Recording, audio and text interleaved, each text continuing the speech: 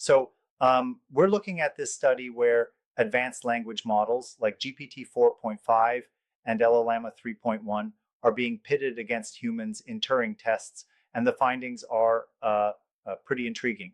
Yep, absolutely. It's fascinating how they set up the experiment with a three-party format. One human, one AI, and the interrogator all chatting simultaneously. Right.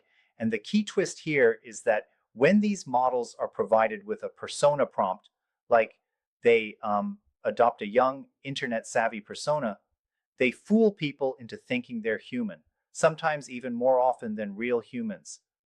Exactly. I mean, GPT 4.5 persona got judged as human about 73% of the time, correct? That's wild, especially compared to the baseline models like Eliza or GPT 4.0. Yeah, yep. And what's really striking is that even though Eliza has that historical charm, its win rate was like only about 23%. So clearly, these modern LLMs have a huge leap in performance. Right. So the experiment really hinged on the importance of prompting. Yes, because without the persona, both GPT 4.5 and Llama were just around chance for some groups. Exactly. It's like, and forgive the repetition, it's like the prompt is the secret sauce. The study shows that presenting the model with specific personality traits dramatically improves its ability to pass the test. And that seems to raise an interesting question. If you can get a machine to seem human just by uh, setting the scene with a prompt, does that really count as genuine human like intelligence?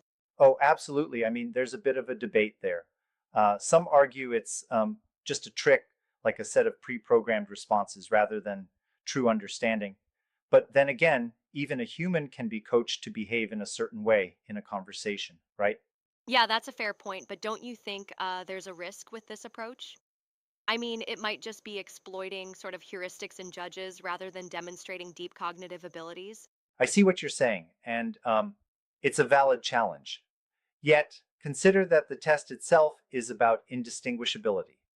If the judges, through, say, casual talking styles or small talk strategies, can't tell the difference between a real human and a model using shortcuts, then maybe that's precisely what the test measures: our perception of intelligence rather than its full depth. And it's interesting too how the study noted that interrogators focused a lot on socio emotional cues, like whether the witness had a natural conversational flow or a believable personality, rather than just factual accuracy. Exactly, it was very clear that traditional tests of reasoning were less used. Only about 12% of interrogators went with that route.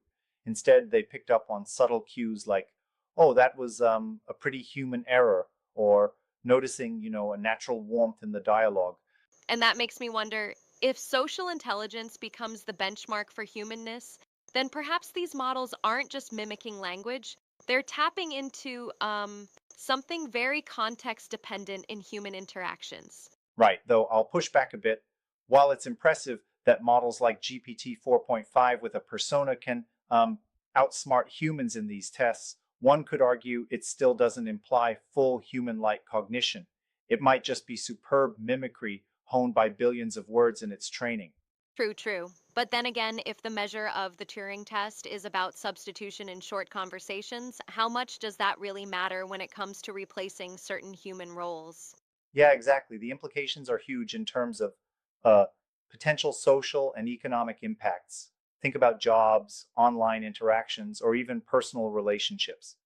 It's like these systems might become our counterfeit people, seamlessly blending into everyday interactions. And that's both amazing and a bit unsettling, right? I mean, people might end up spending more time with these artificially engaging systems without even realizing it. Totally. It also raises questions about informed consent in digital interactions and um, how we cultivate trust in our social networks. Totally agree. Plus, I found it particularly cool how the experiment used two groups, UCSD undergraduates and prolific participants, to sort of see if demographic or cultural factors played a role in accuracy. Right, and despite some slight variations, the overall pattern held true across populations. It highlights that even when cultural cues differ, the persona prompted models often still come off as um, more human like than real humans. Yeah, and that really points to a broader shift in how we define intelligence in the age of AI, don't you think? It's not just about solving equations or knowing facts, it's about being relatable. Exactly.